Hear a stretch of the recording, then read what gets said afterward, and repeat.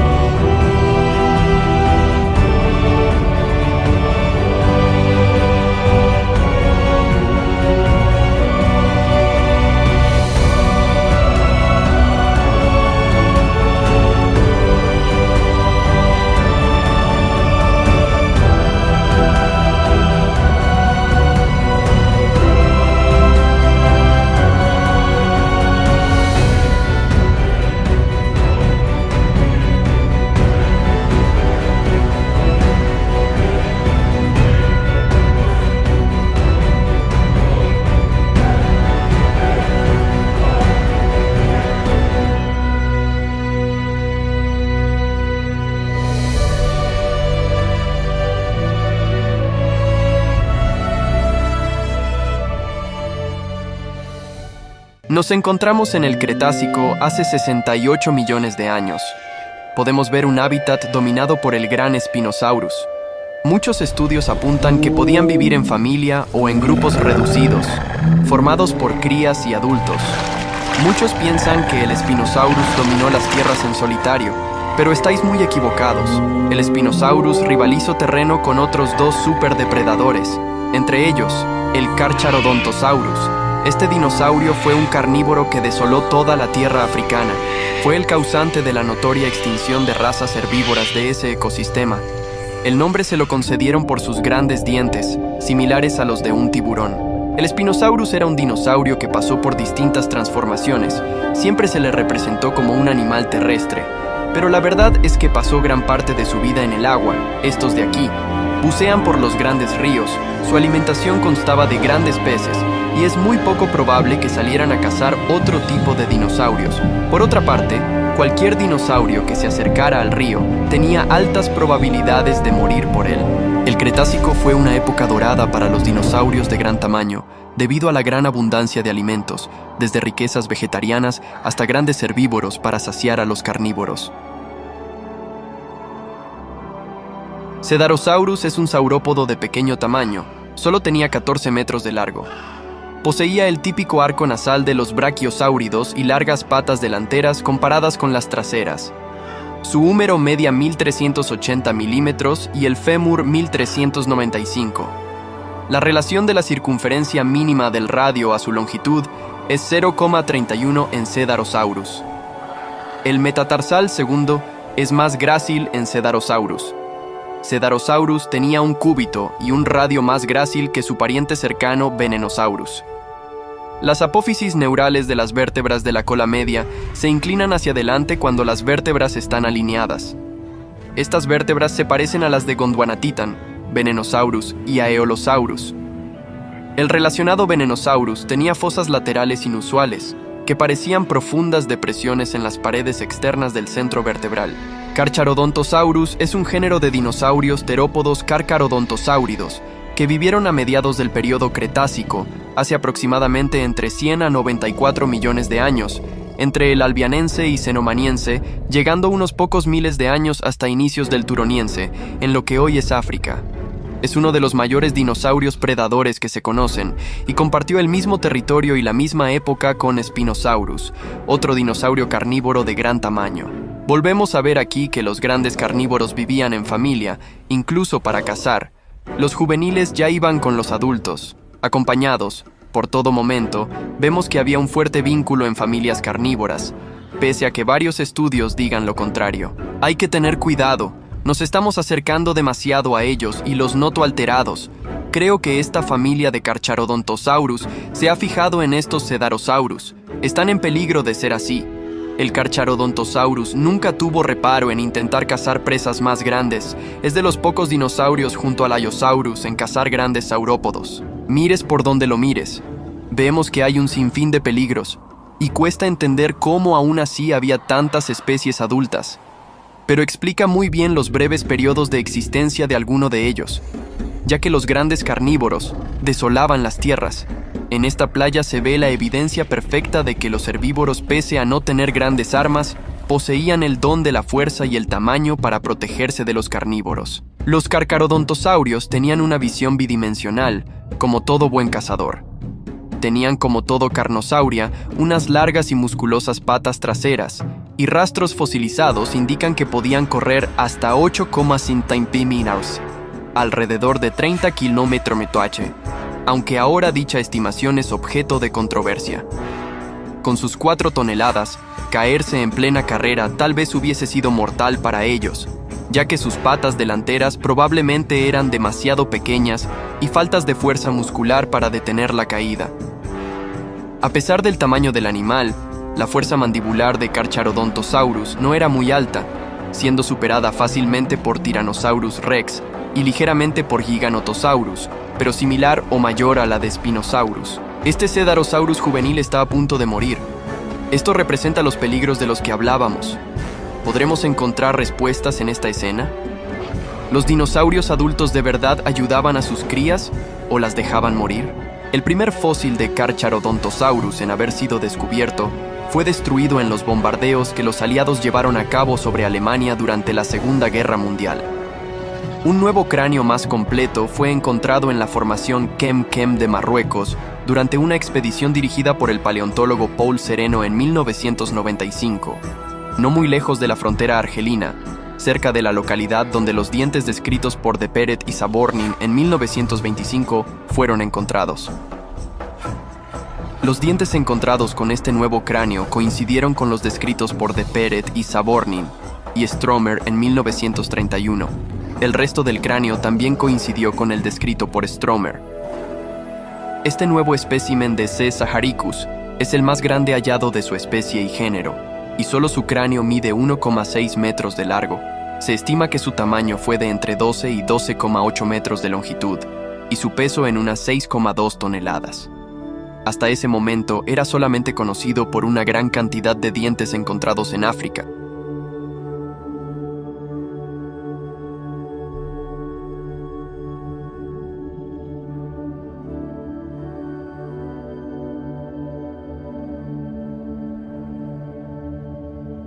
Es la hora de abandonar las playas y toca irnos a otro lugar. Viajamos al Maastrichtiense, a lo que hoy es Texas. Toca hablar del pterosaurio más grande de la historia, el gran Quetzalcóatlus. Llamado así por la deidad azteca Quetzalcóatl, la serpiente emplumada, es un género extinto de pterosaurios pterodactiloideos del Cretácico superior en Norteamérica, Maastrichtiense, hace cerca de 68-66 millones de años, y uno de los mayores animales voladores conocidos de todos los tiempos. Era un miembro de los asdárquidos, una familia de avanzados pterosaurios sin dientes con cuellos rígidos e inusualmente largos. Cuando fue descubierto, los científicos estimaron que los mayores fósiles de Quetzalcóatlus venían de un individuo con una envergadura tan grande como unos 15,9 metros, escogiendo la media de 3 extrapolaciones de las proporciones de otros pterosaurios que dieron estimaciones de 11, 15,5 y 21 metros, respectivamente. En 1981, estudios posteriores bajaron esas medidas a 11, 12 metros. Estimaciones más recientes, basadas en un mayor conocimiento de las proporciones de los asdárquidos, colocan su envergadura en 10-11 metros. Los carnívoros juveniles, por desgracia, tampoco se libraban de los peligros. Siempre hay peligros por todas partes, y estos Carcharodontosaurus no son la excepción. En 2008, los investigadores de pterosaurios Mark Paul Wheaton y Darren Naish publicaron un examen de posibles hábitos de alimentación y ecología de los asdárquidos. Wheaton y Naish notaron que muchos restos de asdárquidos son hallados en depósitos continentales alejados de los mares u otros grandes cuerpos de agua requeridos para pescar. Adicionalmente, la anatomía del pico, mandíbula y cuello son distintos de cualquier animal que pesque en pleno vuelo. Por lo tanto, ellos concluyeron que los asdárquidos eran probablemente depredadores terrestres, similares a las modernas cigüeñas, y probablemente cazaban pequeños vertebrados sobre tierra o en pequeños arroyos. Aunque Quetzalcóatlus, como otros pterosaurios, era un cuadrúpedo cuando estaba en tierra, Quetzalcóatlus y otros asdárquidos tenían extremidades con proporciones más similares a las de los modernos mamíferos ungulados corredores que sus parientes menores, implicando que estaban adaptados de manera única a una vida más terrestre. La naturaleza del vuelo en Quetzalcóatlus y otros asdárquidos gigantes es pobremente entendida. Su método de vuelo depende mayormente de su peso, el cual ha sido objeto de discusión, con masas muy diferentes indicadas por distintos científicos. Algunos investigadores han sugerido que estos animales empleaban un vuelo lento planeando, mientras otros han concluido que su vuelo era rápido y dinámico. En 2010, Donald Henderson afirmó que la masa de Q Northropy había sido subestimada, incluso en las mayores estimaciones, y que era demasiado grande como para haber logrado el vuelo propulsado. Henderson señaló que pudo haber sido un pterosaurio no volador. Aquí podemos ver otro juvenil cazado. Como dije, la naturaleza de esta época era dura. Era muy difícil llegar a la edad adulta. Habían demasiados peligros y depredadores. Este juvenil Carcharodontosaurus no volverá a ver a su grupo. Será alimento para los Quetzalcóatlus. Esto solo es un ejemplo más de la crueldad del Cretácico.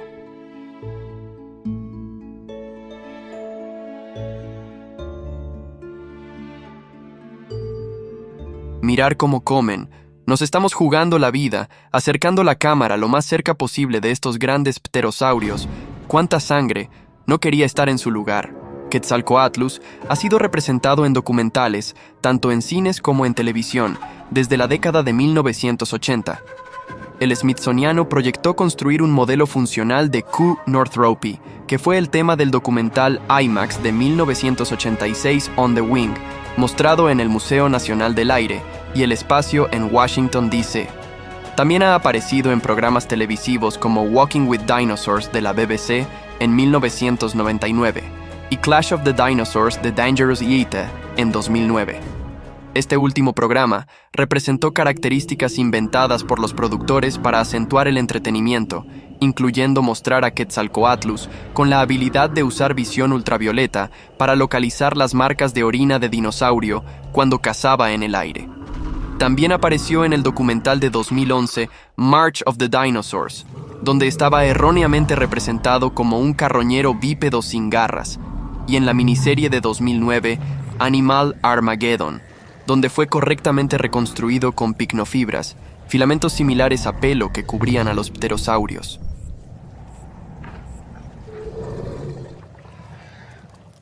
Es la hora de volver con el Spinosaurus. Este gran carnívoro aterrorizó a todos los dinosaurios del río. Ninguno podía ir a beber sin tener pánico a ser atacado por uno de estos, o bien por su otra forma, una más primitiva, que vivió más acercado al mar que al río. Este dinosaurio, pese a comer pescados, si tenía la oportunidad de cazar otro dinosaurio, lo hacía. No era distinto a lo que es ahora los cocodrilos. Tenía una forma similar a la del cráneo de Irritator, tal Sasso et al. En 2005 estimaron que el cráneo de Spinosaurus tenía 1,75 metros de longitud. Como espinosáurido, Spinosaurus habría tenido un cuello largo y musculoso, curvado en forma de sigmoide o S. Sus hombros eran prominentes y las extremidades anteriores grandes y robustas, con 3 dedos con garras en cada mano. Durante el período Cretácico, que duró desde aproximadamente 145 millones hasta 66 millones de años atrás, los herbívoros eran diversos y evolucionaron en muchas formas y tamaños para adaptarse a los diferentes ecosistemas que existían en esa era. Aquí hay una descripción general de algunos de los herbívoros más destacados del Cretácico y sus características. 1. Saurópodos, titanosaurios. Descripción. Los titanosaurios eran un grupo de saurópodos que incluía a algunos de los dinosaurios más grandes que han existido. Tenían cuellos largos, colas largas y cuerpos masivos. Ejemplos: Argentinosaurus, Dreadnoughtus. Características: tenían una postura cuadrúpeda y se alimentaban de plantas altas gracias a sus largos cuellos. Su tamaño masivo les proporcionaba protección contra los depredadores.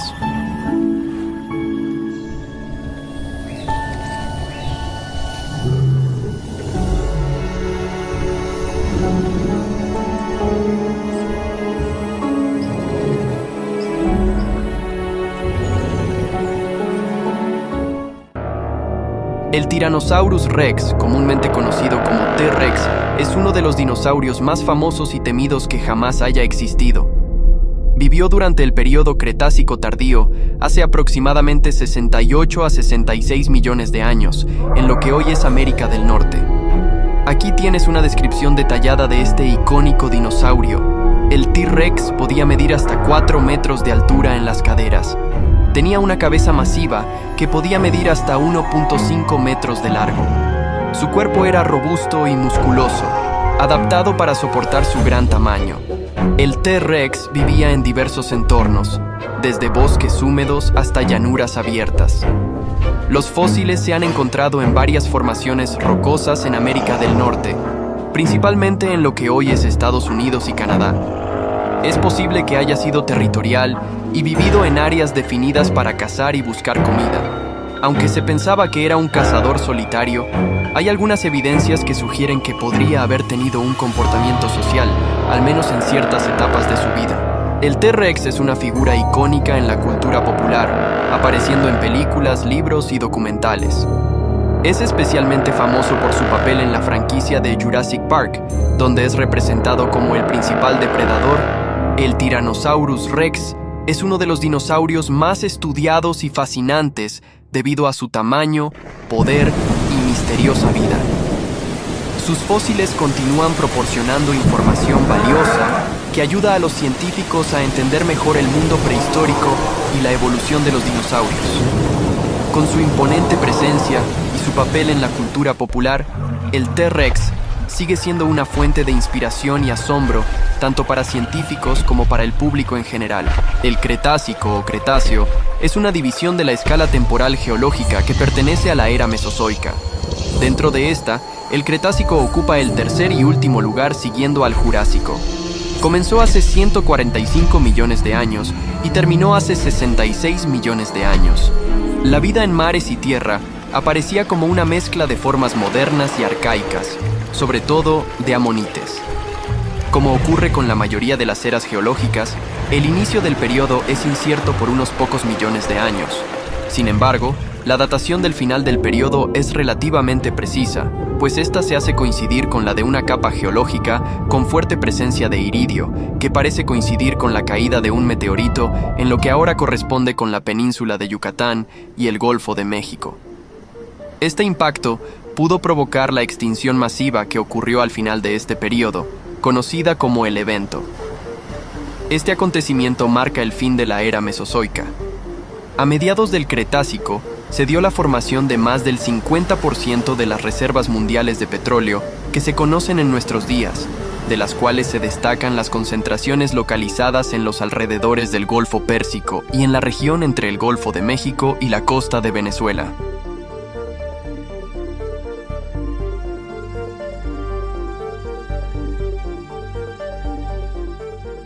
Dacosaurus es un género extinto de la familia Metriorhynchidae que vivió durante el Jurásico superior y el Cretácico inferior.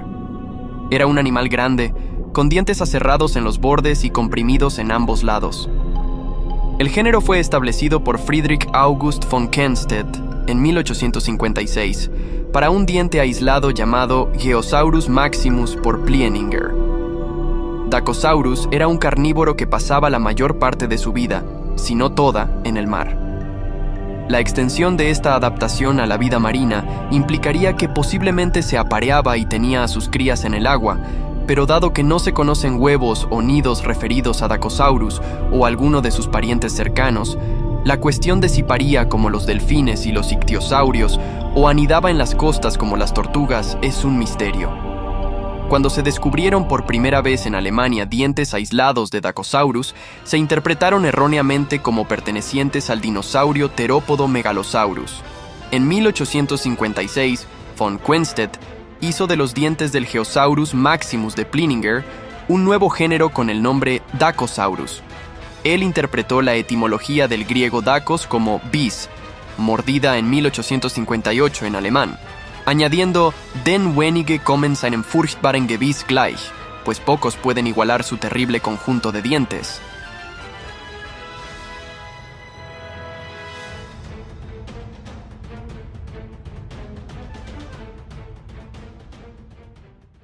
Spinosaurus tenía unas espinas vertebrales muy largas sobre la espalda, formando la base para su vela dorsal. La longitud de estas prolongaciones alcanzaba 10 veces el diámetro de los cuerpos vertebrales que las originaban. Estas podrían haber sostenido una gran vela de piel y podían llegar a medir 1,8 metros de altura. Esta vela pudo actuar calentando la sangre rápidamente cuando el sol le daba de lleno o disipando el calor. Este tipo de espinas también fueron halladas en Ouranosaurus, un iguanodontiano encontrado en Níger, por lo que se supone que el desarrollo de las espinas debió obedecer a algún factor climático. La aleta de Spinosaurus era inusual. Sin embargo, otros dinosaurios como el ornitópodo Ouranosaurus, el cual vivió unos pocos millones de años antes en la misma región que Spinosaurus, y el saurópodo suramericano Amargasaurus, pudieron haber desarrollado adaptaciones estructurales en sus vértebras. La vela era posiblemente análoga, no homóloga a la del sinápsido Dimetrodon, que vivió durante el período pérmico, mucho antes a la aparición de los dinosaurios. Estas similitudes se deberían a evolución convergente. Un género estrechamente relacionado, Hainosaurus, lagarto de Haine, llamado así por el río Haine en Bélgica, es conocido del Cretácico de Norteamérica y Europa. Tanto Tylosaurus como Hainosaurus son agrupados en la subfamilia Tylosaurinae, siendo comúnmente llamados tilosaurios o mosasaurios tilosaurinos. Bell colocaron a los tilosaurinos junto con los mosasaurios plioplatecarpinos, Platecarpus, Plioplatecarpus, etc., en un grupo informal monofilético denominado Ruselosaurinae. Dos especies de Spinosaurus han sido descritas: S. aegyptiacus de Egipto y S. maroccanus de Marruecos. S. maroccanus originalmente fue propuesta por Russell como una nueva especie a partir de una vértebra del cuello.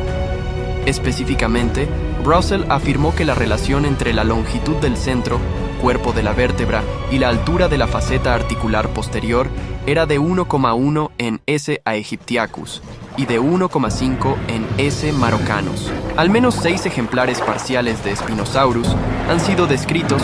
El primero resultó destruido durante la Segunda Guerra Mundial.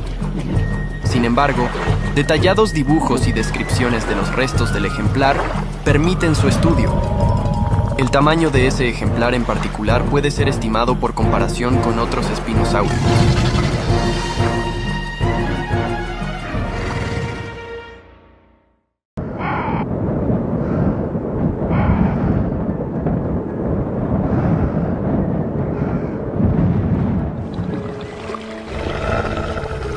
A medida que el sol asciende, la temperatura aumenta. El Spinosaurus sale del agua y se desplaza hacia una zona sombreada, utilizando su vela dorsal para termorregular su cuerpo. La teoría más aceptada sugiere que esta vela podría haber servido para disipar el calor o quizás para exhibiciones durante el cortejo. La evidencia fósil sugiere que los Spinosaurus podrían haber sido solitarios, pero también es posible que, en ocasiones, se reunieran en áreas ricas en alimentos.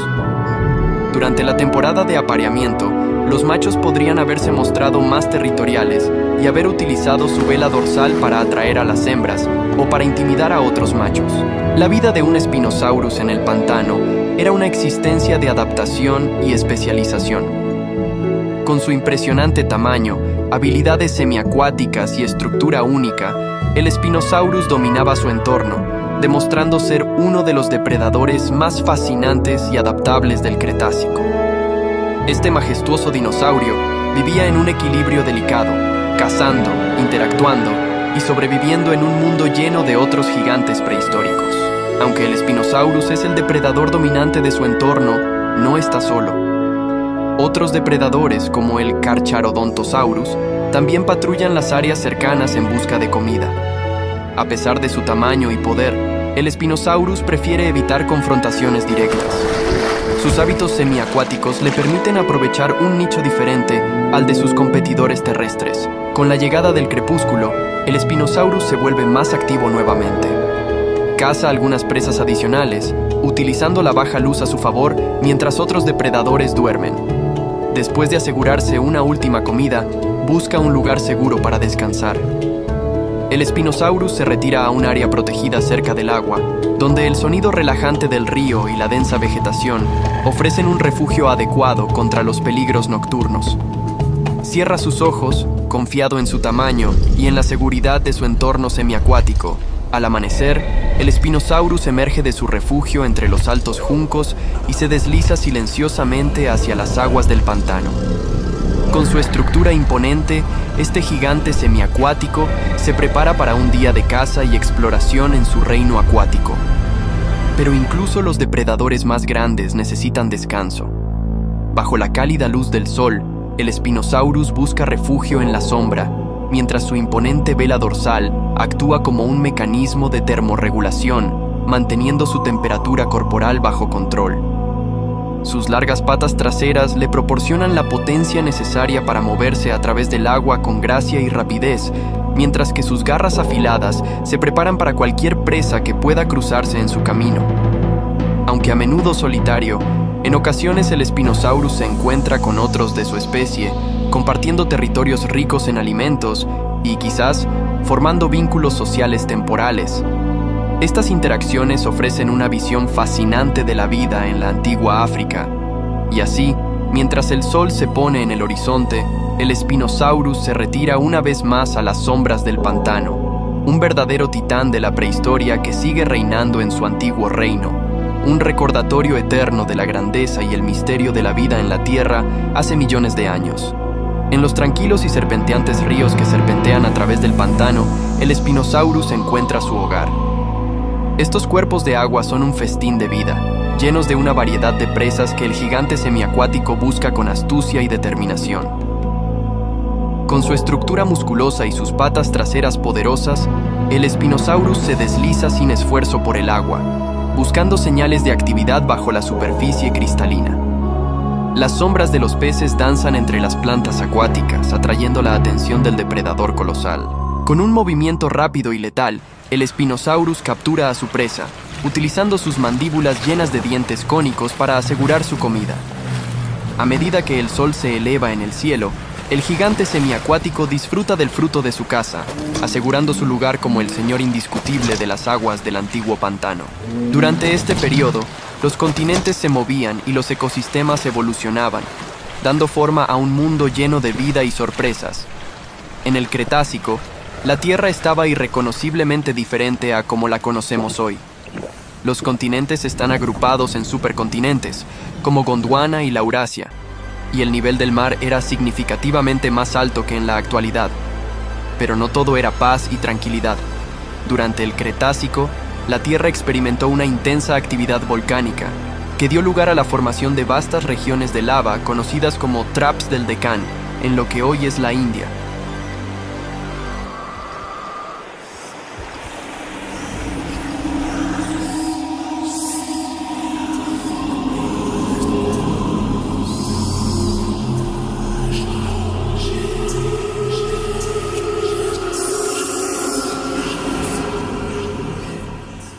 El Utahraptor es uno de los miembros más grandes y formidables de la familia Dromaeosauridae, un grupo de dinosaurios terópodos conocidos por su agilidad y ferocidad. Descubierto en la formación Cedar Mountain de Utah, Estados Unidos, y datado en el período Cretácico temprano, hace aproximadamente 125 millones de años, el Utahraptor destaca por su tamaño, que supera con creces al de otros dromeosaurios más conocidos, como el Velociraptor. Con una longitud estimada de hasta 7 metros y un peso que podía alcanzar los 500 kg, el Utahraptor era un depredador formidable. Este dinosaurio se caracterizaba por su robusta estructura corporal, con patas traseras fuertes y garras curvas y afiladas, especialmente en el segundo dedo, que podía medir hasta 24 centímetros de largo. Estas garras en forma de hoz eran probablemente utilizadas para desgarrar a sus presas, sujetándolas firmemente mientras el Utahraptor atacaba con su poderosa mandíbula llena de dientes afilados. Su estructura ósea sugiere que, a pesar de su tamaño, era sorprendentemente ágil, capaz de moverse rápidamente y de realizar saltos potentes. El Utahraptor, como otros dromeosaurios, probablemente tenía plumas, una característica que ha sido confirmada en muchos de sus parientes más pequeños. Estas plumas podrían haber sido utilizadas para el aislamiento térmico, la exhibición y, en algunos casos, podrían haber ayudado a maniobrar durante la caza o el combate. Las plumas también indican una conexión evolutiva directa con las aves modernas, lo que subraya la diversidad y complejidad de los terópodos del Cretácico. En su entorno, el Utahraptor habría sido un depredador apex, cazando grandes herbívoros que habitaban los densos bosques y planicies de su época. Posiblemente cazaba en solitario o en grupos pequeños, aprovechando su fuerza y velocidad para emboscar a sus presas. Los estudios de sus fósiles sugieren que podría haber sido un cazador tanto diurno como nocturno, lo que le daba una gran flexibilidad en sus hábitos de caza. El descubrimiento del Utahraptor ha proporcionado una valiosa comprensión de la evolución y diversidad de los dromeosaurios, destacando la importancia de los ecosistemas del Cretácico temprano en América del Norte. Además, su impresionante tamaño y ferocidad han capturado la imaginación del público, cementándolo como uno de los dinosaurios más icónicos y aterradores de su tiempo.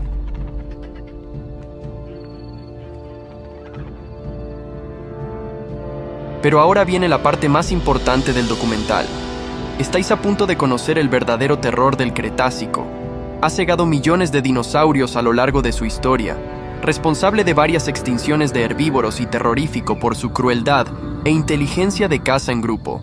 Sí, lo estáis adivinando, se trata del gran Acrocanthosaurus. El Acrocanthosaurus, cuyo nombre significa lagarto con espinas altas, es un género de dinosaurio terópodo que vivió durante el período Cretácico temprano, hace aproximadamente 125 a 100 millones de años. Este depredador formidable habitaba lo que hoy es América del Norte, con fósiles descubiertos principalmente en las formaciones geológicas de Texas, Oklahoma y otras áreas del suroeste de Estados Unidos. Con una longitud que podía alcanzar hasta 12 metros y un peso estimado entre 6 y 7 toneladas, el Acrocanthosaurus era uno de los mayores terópodos de su época, superando en tamaño a muchos de sus contemporáneos. Una de las características más distintivas del Acrocanthosaurus es la serie de espinas neurales alargadas en sus vértebras, particularmente prominentes a lo largo de su cuello, espalda y cola. Estas espinas formaban una especie de vela o joroba, que probablemente tenía una función termorreguladora, de almacenamiento de grasa, o quizás de exhibición para atraer parejas o intimidar a rivales. Esta adaptación le daba un perfil inconfundible y le hacía destacar entre otros grandes terópodos. El Acrocanthosaurus era un cazador apex en su ecosistema, predecesor de los grandes terópodos que vendrían más tarde en el Cretácico, como el Tyrannosaurus rex. Su dieta probablemente consistía en grandes dinosaurios herbívoros, como los saurópodos y ornitópodos que compartían su hábitat. La estructura de su cráneo, robusto y lleno de dientes afilados, sugiere que estaba perfectamente adaptado para desgarrar carne y cazar presas grandes y fuertes. Los estudios de su anatomía revelan que el Acrocanthosaurus poseía poderosas patas traseras que le permitían una locomoción rápida y eficiente, mientras que sus brazos, aunque más cortos, eran musculosos y terminaban en manos con garras afiladas, útiles para sujetar y manipular a sus presas. Su estructura ósea indica un animal de gran fuerza y agilidad, capaz de imponerse sobre su entorno con eficacia letal. El descubrimiento y estudio del Acrocanthosaurus han proporcionado una comprensión más profunda de la diversidad y evolución de los grandes terópodos del Cretácico temprano en América del Norte. Sus fósiles no solo ofrecen una visión fascinante de la vida de estos gigantes prehistóricos, sino que también ayudan a reconstruir los ecosistemas en los que vivieron, interactuando con una variedad de otras especies y adaptándose a los desafíos de su tiempo. La combinación de su tamaño, poder y características únicas hace del Acrocanthosaurus uno de los depredadores más intrigantes y distintivos de la era de los dinosaurios. Utilizaba su imponente tamaño y fuerza para abatir a estas grandes presas. Con un cuerpo robusto y musculoso, sus poderosas patas traseras le permitían moverse rápidamente, cerrando la distancia con su objetivo en un terreno abierto. A menudo, el Acrocanthosaurus empleaba el elemento sorpresa.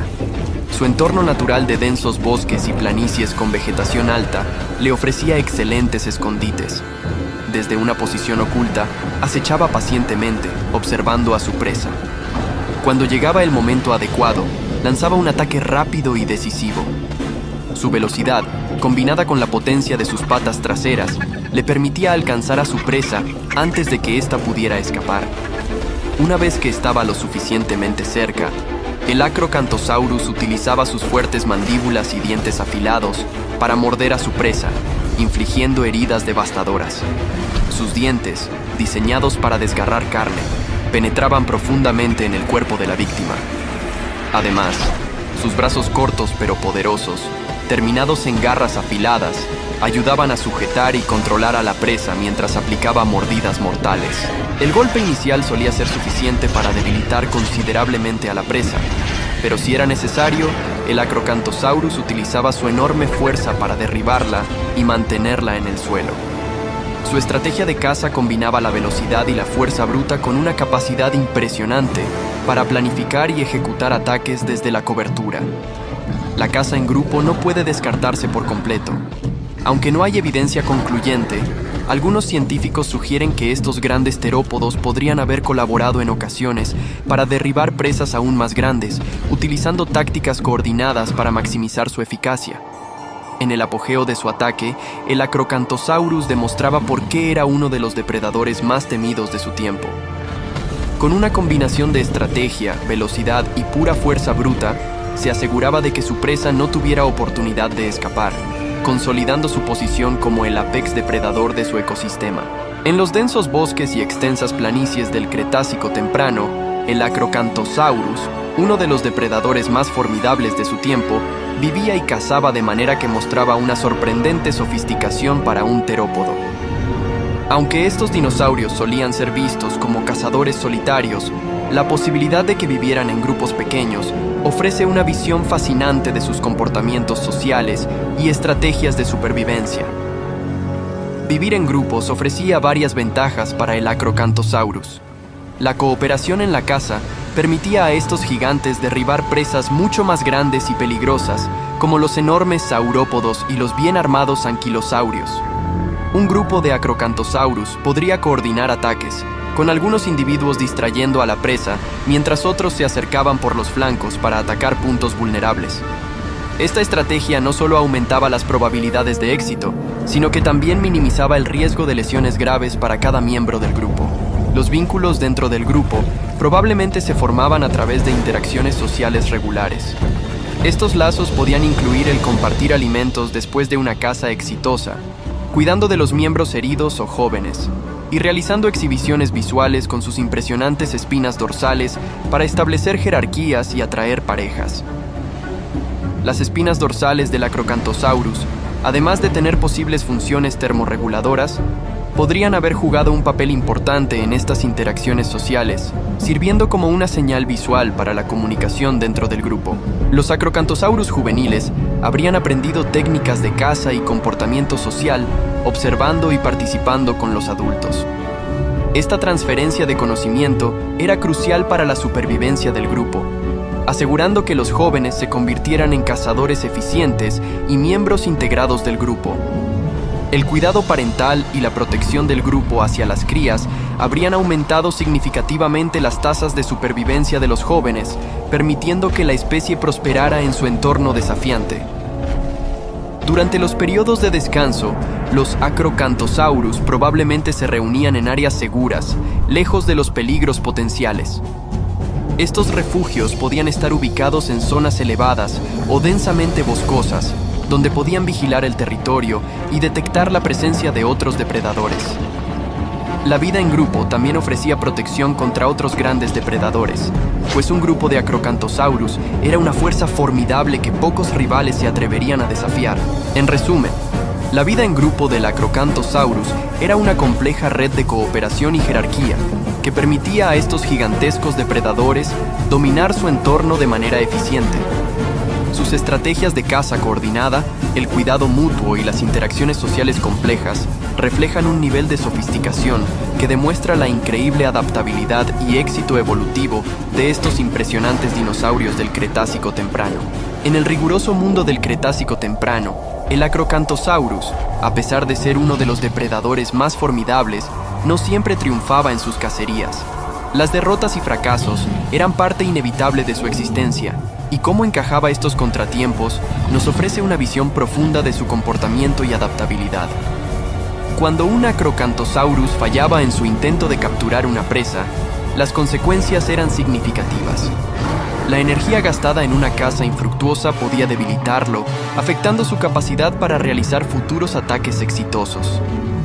Sin embargo, este terópodo poseía una increíble resistencia y adaptabilidad, cualidades esenciales para sobrevivir en un ambiente donde la competencia por alimentos era feroz. Después de una cacería fallida, el Acrocanthosaurus no se desanimaba fácilmente. La necesidad de alimentar su enorme cuerpo y mantener su fuerza impulsaba a este dinosaurio a continuar buscando oportunidades. Un depredador tan grande no podía permitirse largos periodos de inactividad. Así, aprendía rápidamente de sus errores, ajustando sus tácticas y mejorando su enfoque en futuras cacerías. Este proceso de aprendizaje y adaptación era crucial para su supervivencia.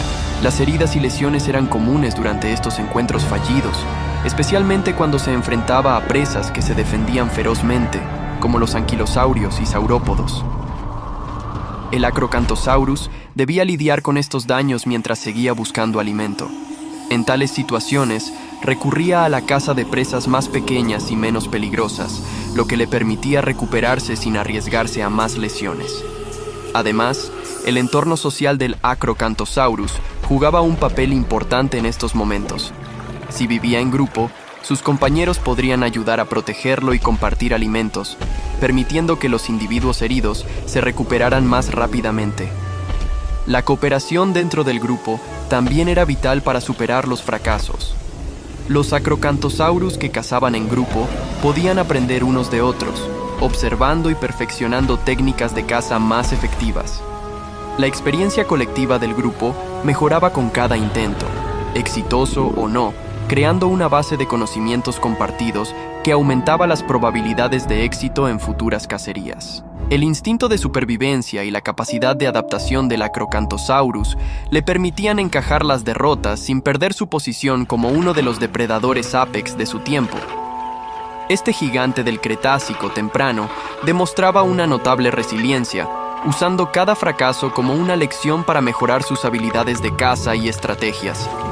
Así, a pesar de las inevitables derrotas y desafíos, el Acrocanthosaurus seguía dominando su entorno, un verdadero testimonio de su fortaleza y capacidad de adaptación.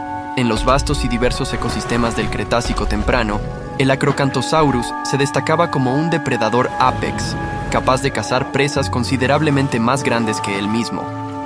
Este desafío exigía una combinación de estrategia, fuerza y cooperación que mostraba la complejidad y adaptabilidad de estos gigantescos terópodos. Para cazar grandes saurópodos, como el Sauroposeidon, el Acrocanthosaurus empleaba tácticas cuidadosamente orquestadas, aprovechando su entorno y su formidable fisiología. La caza comenzaba con una fase de acecho, donde el depredador utilizaba la vegetación densa y los accidentes del terreno para acercarse sigilosamente a su presa sin ser detectado. La paciencia era clave en esta etapa, ya que cualquier error podía alertar a la presa y hacerla huir. Una vez que el Acrocanthosaurus estaba lo suficientemente cerca, lanzaba un ataque rápido y coordinado. Si actuaba en grupo, cada miembro del grupo tenía un rol específico durante la caza. Algunos individuos atacaban a los flancos del saurópodo, utilizando sus poderosas mandíbulas y dientes afilados para infligir heridas significativas y debilitantes. Mientras tanto, otros miembros del grupo atacaban desde diferentes ángulos, buscando desorientar y cansar a la presa. El uso de su fuerza bruta era fundamental. Los Acrocanthosaurus se lanzaban contra las patas de los saurópodos, buscando derribarlas o al menos inmovilizarlas. Este método de ataque era riesgoso, ya que los saurópodos podían defenderse con poderosos golpes de cola y pisotones. Sin embargo, la coordinación y persistencia del grupo de Acrocanthosaurus generalmente superaban las defensas de la presa. Las garras en las manos del Acrocanthosaurus también jugaban un papel crucial durante el ataque. Aunque más cortas que las de otros terópodos, estas garras eran lo suficientemente fuertes para causar daños y ayudar a mantener la presa en su lugar. Una vez que el saurópodo estaba suficientemente debilitado, el Acrocanthosaurus podía concentrarse en áreas vulnerables, como el cuello o el abdomen, para infligir mordidas letales. La cooperación dentro del grupo permitía repartir el riesgo entre los miembros, aumentando las probabilidades de éxito.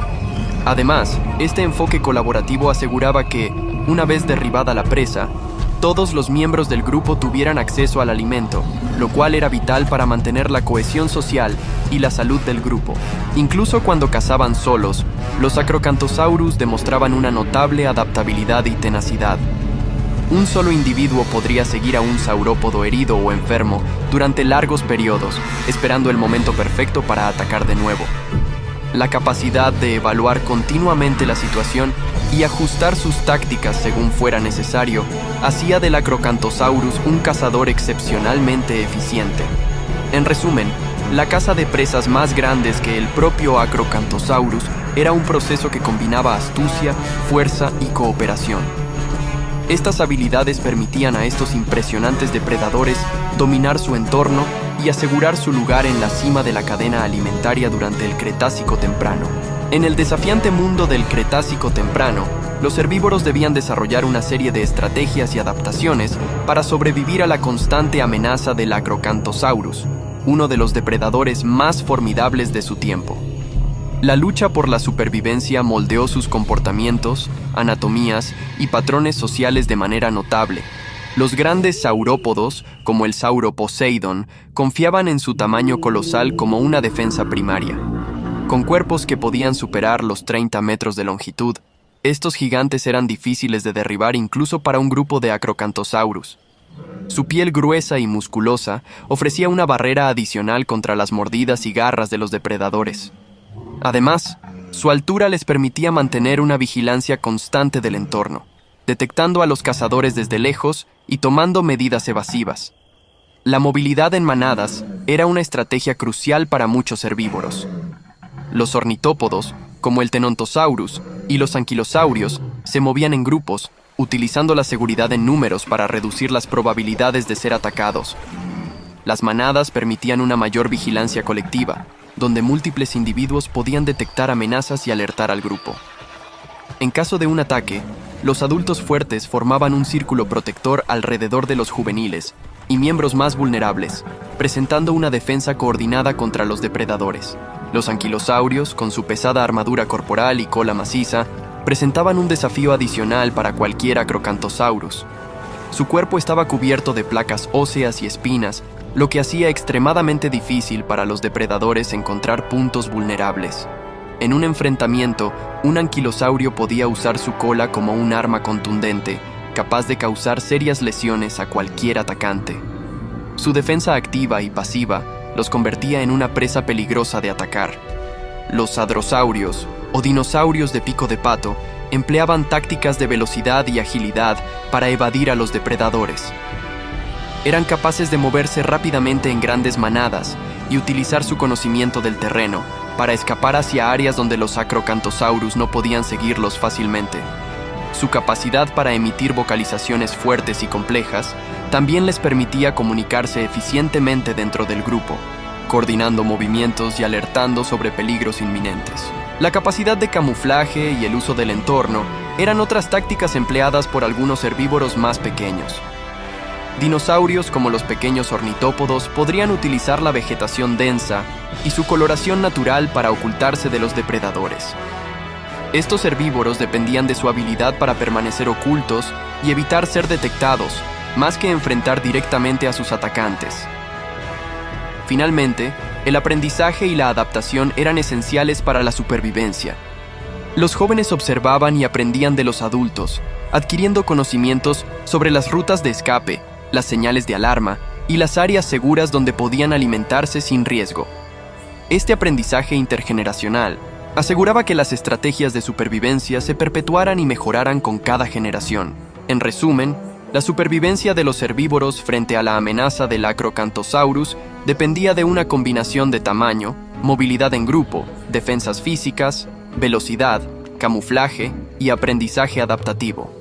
Estas diversas estrategias permitieron a los herbívoros coexistir con uno de los depredadores más temidos del Cretácico temprano, demostrando la increíble capacidad de adaptación y resistencia de estos animales prehistóricos. En los vastos paisajes del Cretácico temprano, el Acrocanthosaurus, un formidable depredador, empleaba tácticas sofisticadas para cazar iguanodontes y enfrentarse a rivales como los Utahraptors.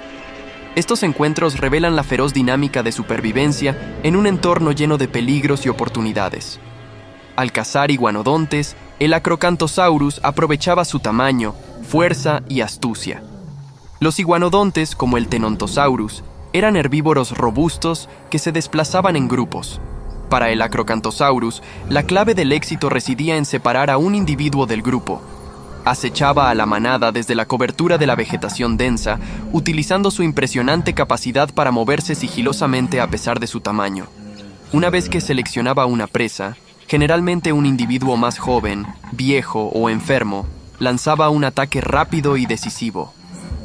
Con una velocidad sorprendente, el Acrocanthosaurus irrumpía entre los árboles, persiguiendo a su presa con largas zancadas.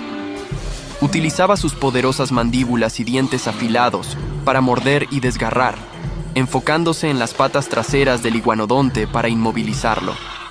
La presa, en su desesperación, podía intentar defenderse con golpes de sus patas delanteras, pero el Acrocanthosaurus, con su fuerza superior y técnicas de ataque bien practicadas, solía prevalecer. Una vez derribado, el iguanodonte era rápidamente sometido y consumido. Los encuentros con Utahraptors, por otro lado, eran eventos de alta tensión y peligrosidad.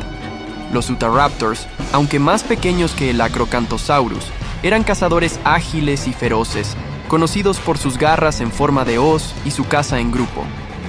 Los conflictos entre estos depredadores surgían principalmente por la competencia por presas o territorios. Cuando un grupo de Utahraptors se encontraba con un Acrocanthosaurus, ambos bandos evaluaban cuidadosamente la situación. Los Utahraptors, conscientes de la desventaja de tamaño, dependían de su número y agilidad. Atacaban en oleadas, buscando flanquear al Acrocanthosaurus y atacar sus puntos vulnerables, como los costados y las patas traseras. Utilizaban sus garras afiladas para causar cortes profundos y debilitar al rival más grande. El Acrocanthosaurus respondía con ataques brutales, utilizando su masa y poderío para defenderse. Un solo golpe de su cola o una mordida de sus mandíbulas podía ser letal para un Utahraptor. En estas confrontaciones, la clave para el Acrocanthosaurus era mantener a los atacantes a raya y usar el terreno a su favor, buscando un espacio abierto donde su tamaño y fuerza pudieran imponerse sin obstáculos. La intensidad de estos enfrentamientos variaba. En algunos casos, los Utahraptors decidían retirarse si percibían que el riesgo era demasiado alto, mientras que en otras ocasiones, el Acrocanthosaurus podría verse obligado a abandonar una caza si los Utahraptors lograban herirlo gravemente o agotarlo. En resumen, el Acrocanthosaurus demostraba una impresionante adaptabilidad y ferocidad tanto en la caza de iguanodontes como en los enfrentamientos con Utahraptors. Su éxito como depredador apex se basaba en una combinación de fuerza bruta, tácticas de caza eficientes y la capacidad de enfrentar y superar a otros depredadores en el competitivo y peligroso mundo del Cretácico temprano. Exhibía comportamientos sociales complejos y jerárquicos que incluían la caza y el transporte de presas para el alfa del grupo. Este proceso, además de asegurar la alimentación de la manada, fortalecía las relaciones y estructuras dentro del grupo. Cuando un Acrocanthosaurus cazador localizaba una presa adecuada, como un iguanodonte o un saurópodo joven, iniciaba el acecho con sigilo y precisión.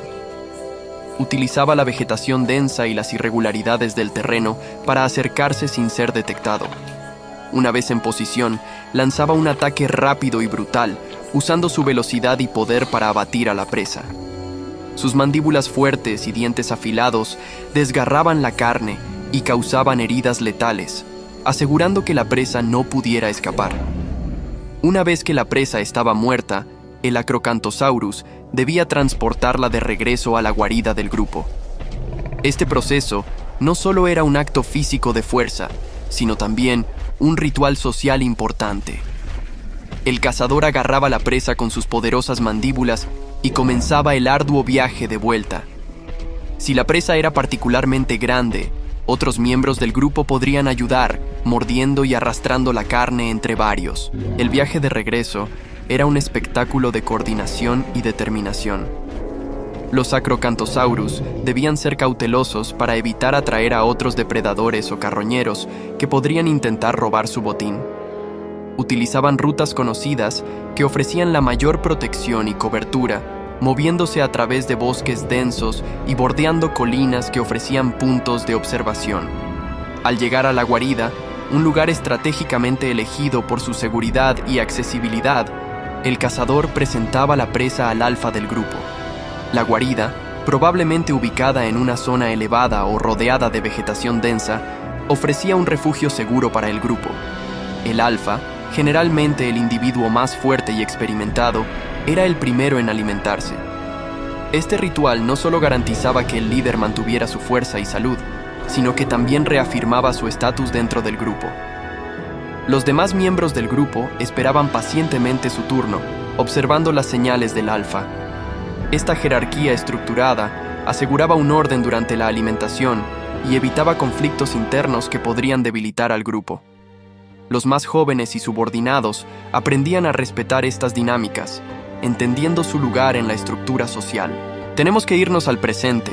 ¿Abandonamos el Cretácico ya o moriríamos ante la mayor tragedia que experimentó la Tierra, la extinción casi total del planeta? Un evento marcado para la eternidad.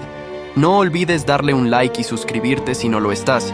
Agradezco la ayuda de Julian Johnson, que sin él esto no sería posible. Nos vemos pronto en el siguiente documental, cuando lleguemos a 500,000 suscriptores.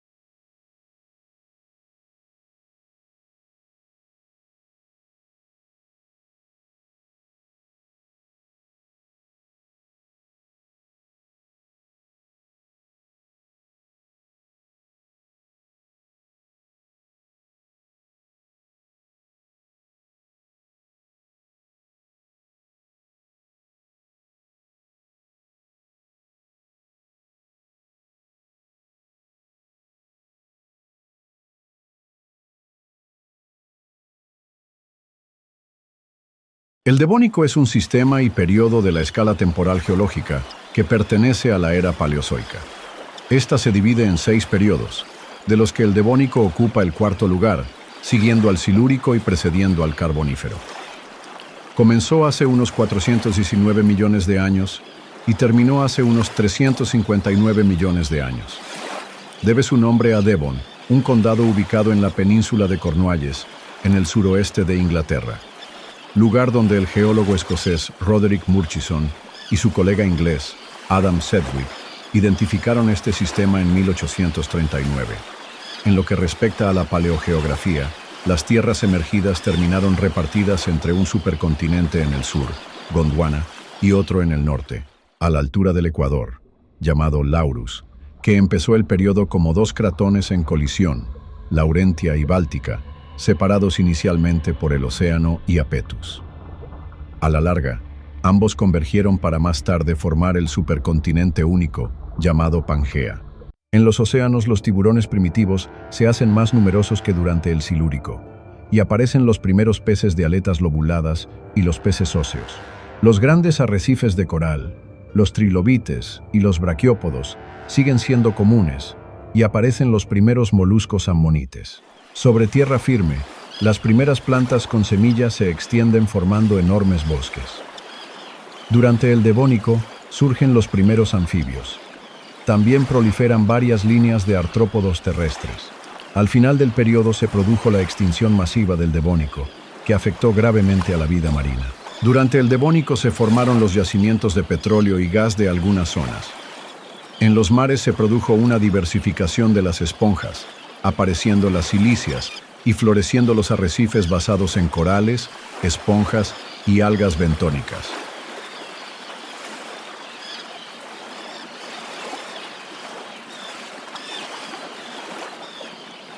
Un gran arrecife, ahora en la superficie en el noroeste de Australia, se extendía entonces por miles de kilómetros, delimitando un continente devónico.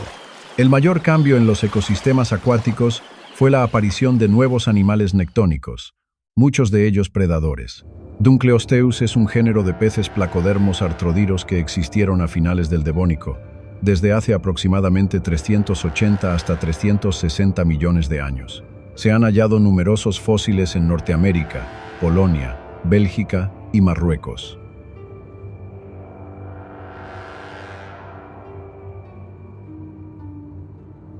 Este pez se caracterizaba por una cabeza acorazada provista de mandíbulas con cuchillas dentales poco usuales. Aunque otros placodermos rivalizaban con él en tamaño, Dunkleosteus es considerado uno de los depredadores marinos más fieros y mortales que han existido, con hasta 6 metros de largo y 1 tonelada de peso. Este cazador estuvo en la cima de la cadena alimentaria de su ambiente y probablemente depredaba toda clase de fauna. Ahora viajaremos a otra época. Vamos a entrar en los mares del Triásico. Si el período devónico fue terrible, el Triásico debe causar pánico, pues nos adentramos en uno de los periodos donde hubo más seres vivos habitando los mares y, lo que es peor, donde habitaban más depredadores alfa. Con una alta competencia entre ellos, en una lucha interminable por dominar la cadena alimenticia. El Triásico es una división de la escala temporal geológica que pertenece a la era Mesozoica. Dentro de esta, el Triásico ocupa el primer lugar, precediendo al Jurásico. Comenzó hace 251 millones de años y acabó hace 201 millones de años. Debe su nombre a las 3 capas de rocas, tri significa 3, que encontró el geólogo alemán Friedrich von Alberti en sus estudios en Alemania y Europa noroccidental en 1834.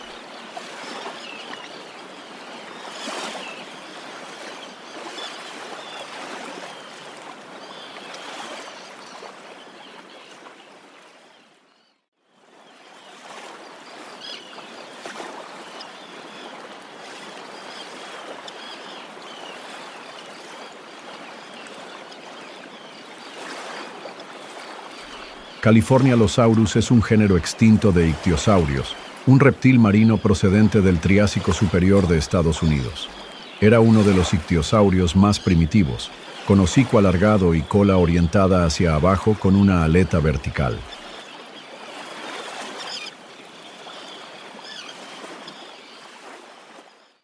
En la misma época aparece Notosaurus, un reptil marino de hasta 3 metros de longitud, con dientes en forma de dagas y pies palmeados.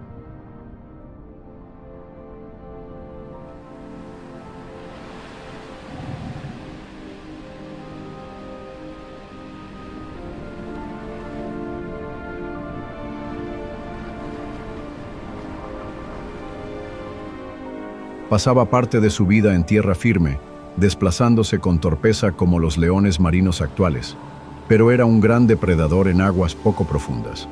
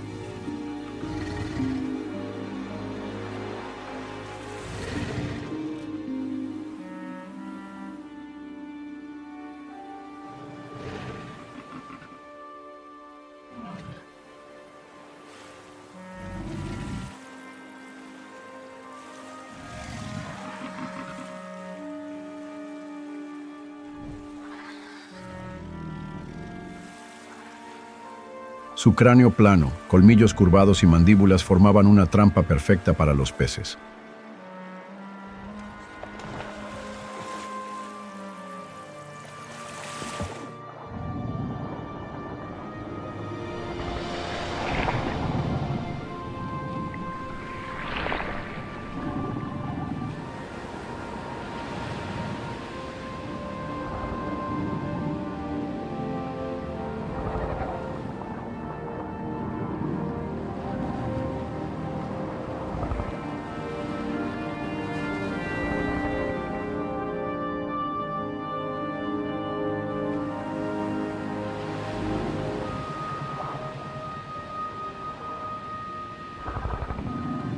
Otro gigante del Triásico fue Sachicasaurus, un pliosaurio cuyos restos se hallaron en Colombia. Podía alcanzar los 10 metros de longitud y poseía mandíbulas muy poderosas. Al final del Triásico ocurrió la extinción Triásico-Jurásica, donde desapareció un 20% de animales marinos y muchos reptiles mamíferoides terrestres. Los grandes beneficiados de esta extinción fueron los dinosaurios, que dominarían durante todo el Mesozoico. Primarios de la extinción sobre la Tierra fueron los dinosaurios, que se expandieron rápidamente durante el Jurásico y dominaron los hábitats terrestres a lo largo del resto de la era mesozoica. Los únicos reptiles marinos que sobrevivieron fueron los ictiosaurios y los plesiosaurios. Este ictiosaurio tenía un tamaño colosal y se reunió con un grupo de una subespecie más pequeña. Estos animales a menudo se reunían en zonas cálidas, donde los alimentos abundaban para cazar. Pese a tener una apariencia amigable, cazaban todo tipo de peces o similares.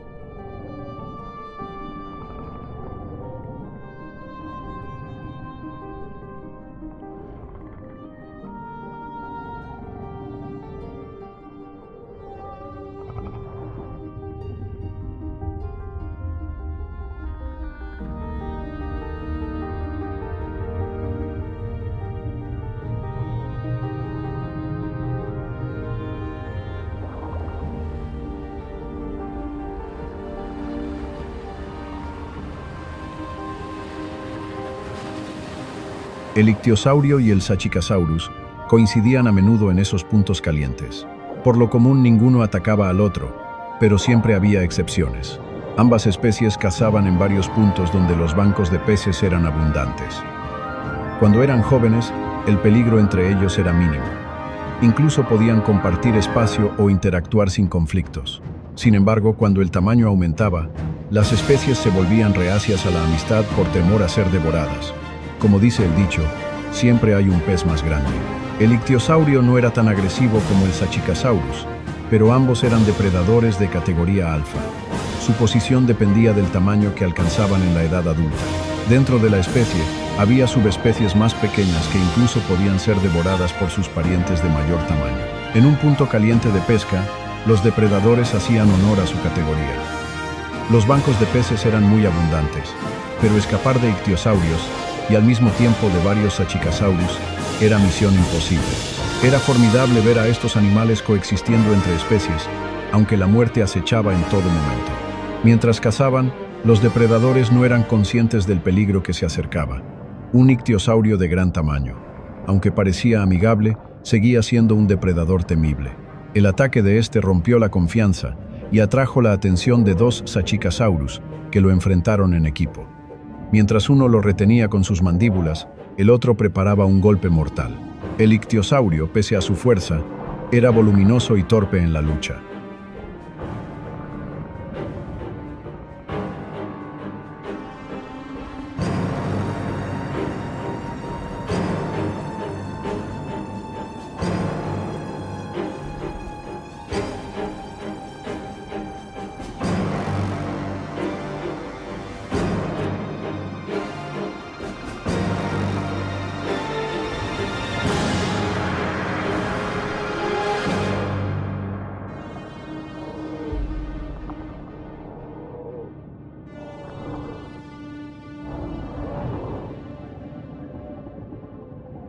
Finalmente fue vencido. Su cuerpo quedó a la deriva, alimentando a los carroñeros de la zona.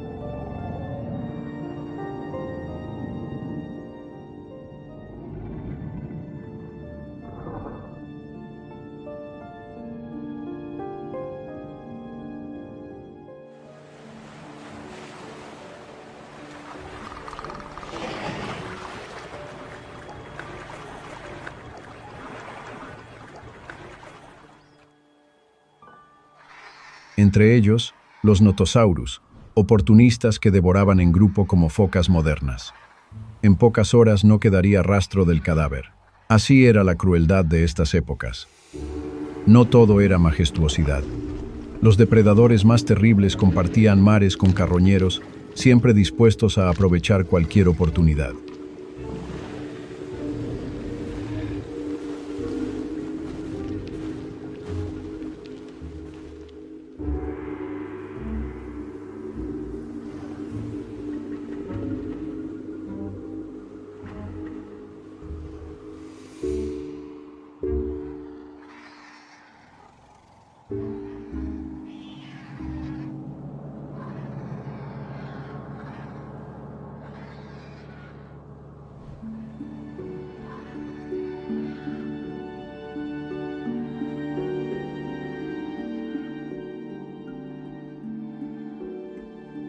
Dejamos atrás el Triásico y nos preparamos para el Cretácico.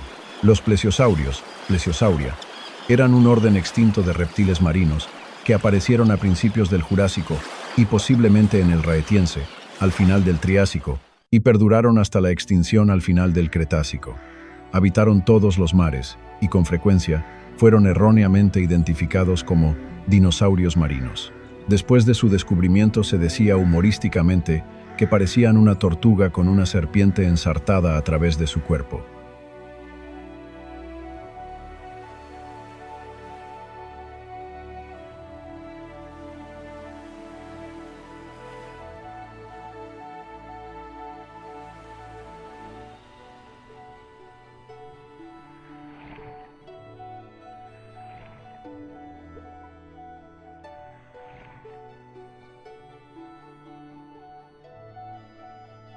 Aunque carecían de caparazón, a veces se especuló que podrían no estar extintos, aunque no existe ninguna evidencia científica para esa creencia. Normalmente, los avistamientos modernos se explican como cadáveres de tiburón peregrino en descomposición o simples engaños. Los plesiosaurios típicos tenían cuerpo ancho y cola corta, con 2 pares de aletas que les permitían moverse con gran agilidad. Evolucionaron a partir de notosaurios y se convirtieron en los animales acuáticos más grandes de su tiempo.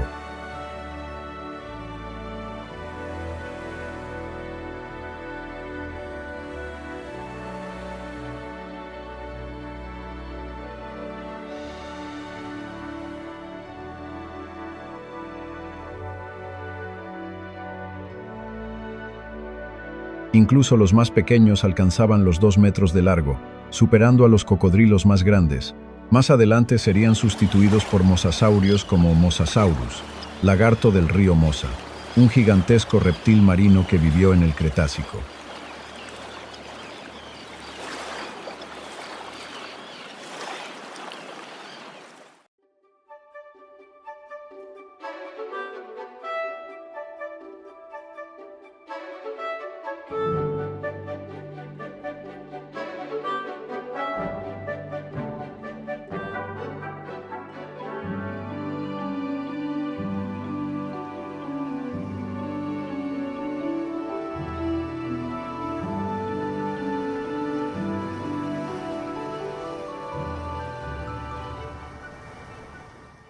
El Cretácico pertenece a la era Mesozoica. Dentro de esta, el Cretácico ocupa el tercer y último lugar, siguiendo al Jurásico. Comenzó hace 145 millones de años y terminó hace 66 millones de años, con una duración de unos 79 millones de años. Es el período fanerozoico más extenso, incluso más largo que toda la era cenozoica. Su nombre proviene del latín creta, que significa tiza, y fue definido como un período independiente por el geólogo belga Jean Domalius de Halloy, basándose en estratos de la cuenca parisina en Francia.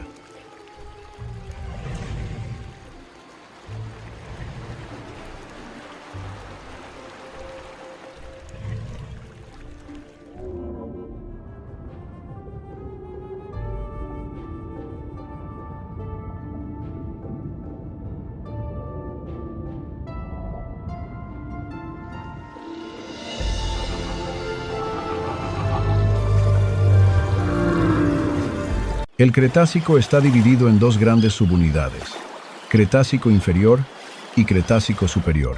La vida en mares y tierra aparecía como una mezcla de formas modernas y arcaicas, sobre todo de amonites. Como ocurre con la mayoría de las eras geológicas, el inicio del período es incierto por unos pocos millones de años. Sin embargo, la datación del final es relativamente precisa, pues coincide con la capa geológica rica en iridio que marca el impacto de un meteorito en lo que hoy es la península de Yucatán y el Golfo de México.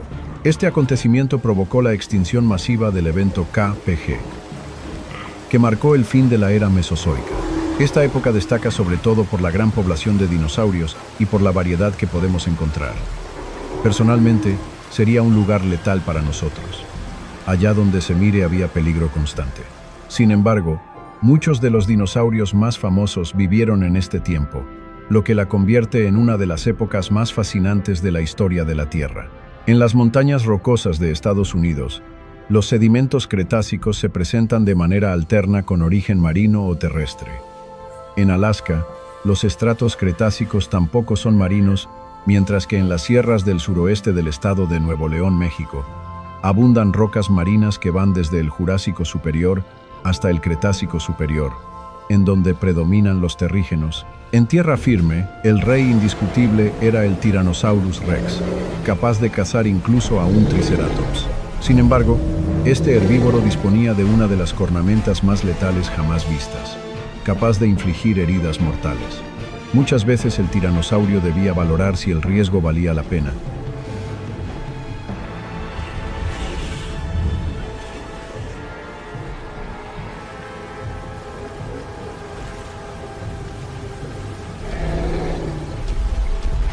En los ríos habitaba el Sarcosuchus, comúnmente llamado supercroc. Este género extinto de cocodrilo morfo vivió hace unos 110 millones de años en África y Sudamérica. alcanzaba tamaños colosales y era capaz de cazar presas muy grandes.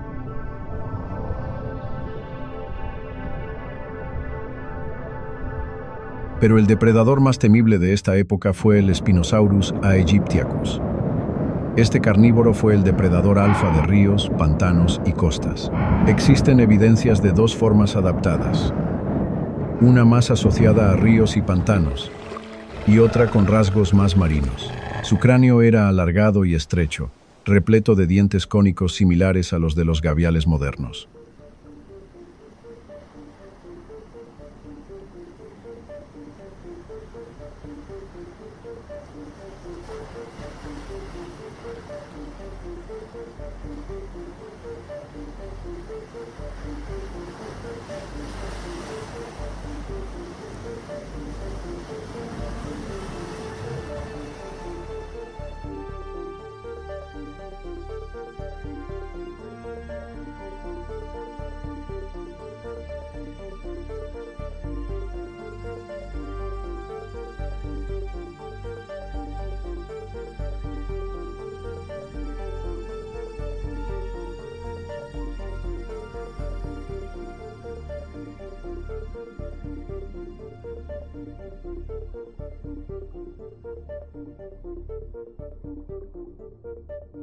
Poseía una cresta en el hocico y otra sobre los ojos, lo que le confería un aspecto imponente. Gracias al Spinosaurus, regresamos al océano en este recorrido.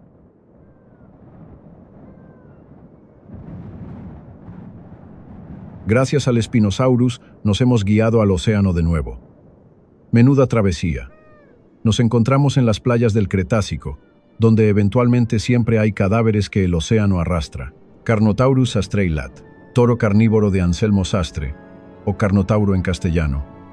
Es la única especie conocida del género extinto Carnotaurus, un dinosaurio terópodo de la familia Abelisauridae del período Cretácico, hace aproximadamente entre 72 y 69 millones de años, desde el Campaniense al Maastrichtiense, en lo que hoy es Sudamérica. Lo más notable de este dinosaurio son sus dos pequeños cuernos sobre los ojos en su pequeña cabeza, siendo el primer carnívoro que mostrara cuernos bien formados y definidos. También se hallaron impresiones de la piel que presentaban pequeños osteodermos escudosos. Carnotaurus es un miembro avanzado de la familia Abelisauridae, un grupo de grandes terópodos que ocuparon el nicho de gran depredador en las masas de tierra que conformaron Gondwana durante finales del Cretácico, ocupando el lugar de los tiranosaurios luego de la desaparición de los Carcharodontos y Neovenator. Esta familia de Carnotaurus se une al gran festín que está montado en esta playa. Este Kronosaurus muerto es tan grande que puede alimentar a varias familias durante días. Me pregunto por qué moriría. Los Kronosaurus fueron unos gigantescos reptiles marinos carnívoros, los más grandes de entre los plesiosaurios conocidos, que vivieron desde mediados hasta finales del período Cretácico, hace 120 millones de años. Poseían un cráneo robusto que medía hasta 3 metros de largo. Esta familia de Carnotaurus tiene claro que este festín no se puede compartir y atacarán cualquier pterosaurio que intente acercarse a la carroña. Carnotaurus es un dinosaurio muy territorial. Es de los carnívoros más agresivos que existió. Esto me recuerda que debemos seguir nuestro viaje por el tiempo. Sé que quieres quedarte más tiempo en el Cretácico, pero recuerda que esto es un documental, no una película. Si quieres que suba un documental donde se hable solo del Cretácico, házmelo saber en los comentarios. Vamos a decir adiós a los dinosaurios. Y es que el viaje en el tiempo nos lleva al Cenozoico.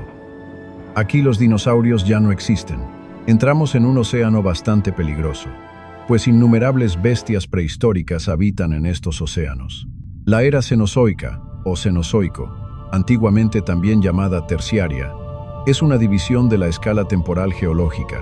Es la era geológica que se inició hace unos 66 millones de años y que se extiende hasta la actualidad. Es la tercera y última era del Eón Fanerozoico y sigue a la era Mesozoica. El período terciario, actualmente no reconocido por la Comisión Internacional de Estratigrafía, comprendía la era Cenozoica excepto los últimos 3 millones de años, cuando se inicia el período cuaternario. Durante la era Cenozoica, la India colisionó con Asia hace 55 millones de años y Arabia colisionó con Eurasia, cerrando el mar de Tetis hace unos 35 millones de años. Como consecuencia de ello, se produce el gran plegamiento alpino, que formó las principales cordilleras del sur de Europa y Asia, como los Pirineos, Alpes e Himalayas. Al Cenozoico también se le llama la era de los mamíferos. Animales que al extinguirse los dinosaurios a finales del Cretácico, sufrieron una extraordinaria radiación adaptativa y pasaron a ser la fauna característica y dominante. El Livyatan melvillei es una especie extinta de cetáceo odontoceto, perteneciente a la superfamilia Physeteroidea, y el megalodón o megalodonte es una especie extinta de tiburón que vivió entre hace 23 millones de años aproximadamente, durante el Cenozoico. Estos tuvieron una guerra descomunal por conseguir el reinado de los océanos del Cenozoico. La guerra entre estos dos se estrecha en esta escena. Creo que hemos llegado en el momento justo. El Livyatan está luchando por su supervivencia. Está siendo perseguido por varios megalodones alfa y crías, así que está en serios problemas.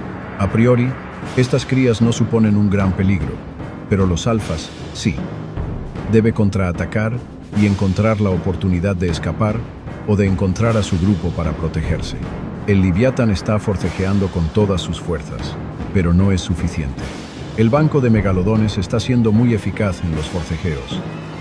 Están aturdiendo con grandes azotes en los laterales del Livyatan. Este parece estar en shock porque no puede reaccionar. Si quiere sobrevivir, deberá sacar fuerzas de algún lado. Ahora me preguntaréis si podemos ayudarle o hacer algo, pero la respuesta es no. No podemos irrumpir en el proceso evolutivo de la historia, o podríamos crear alteraciones en el tiempo. Debemos ponernos en lo peor y prepararnos para presenciar cualquier final. ¿Quién crees que saldrá ganando de esta situación? Déjalo en los comentarios. Parece que el Livyatan está recobrando fuerzas, está luchando por la supervivencia. Señoras y señores, esto se ve continuamente en los océanos del Cenozoico. Estas batallas colosales se dan por un motivo: el derecho a reinar en estos mares. El megalodón no tenía muchos rivales, más bien se hacían competencia entre sí. Muchas veces se atacaron entre ellos. Pero el Livyatan es uno de los mamíferos que le combatió el puesto de rey del océano durante toda su vida. Y desgraciadamente, vemos cómo es asestado con un golpe final. Personalmente me duele. Fue duro y luchó por sobrevivir hasta el final. Pero estas cosas pasan. La ley del más fuerte. El Cenozoico fue característico por su dureza y su crueldad. El débil moría y el fuerte vivía un día más. Solo queda recordar que vivimos en una época muy fácil a la hora de vivir. Es duro, sí, pero si tuviéramos que vivir en el Cenozoico, en el Cretácico, en el Devónico, personalmente, yo moriría enseguida. Esta crueldad no está hecha para los humanos. Este Livyatan yace ahora en el océano, dejando restos que en un futuro esperarán a ser encontrados, para poder dar a la humanidad su versión de los hechos. Después de estos acontecimientos, las eras heladas comenzaron a llegar, y con ellas los mamuts, entre otros mamíferos. Gobernaron las tierras heladas durante años. Pero esto ya es una historia que contaré otro día. Espero que os haya gustado.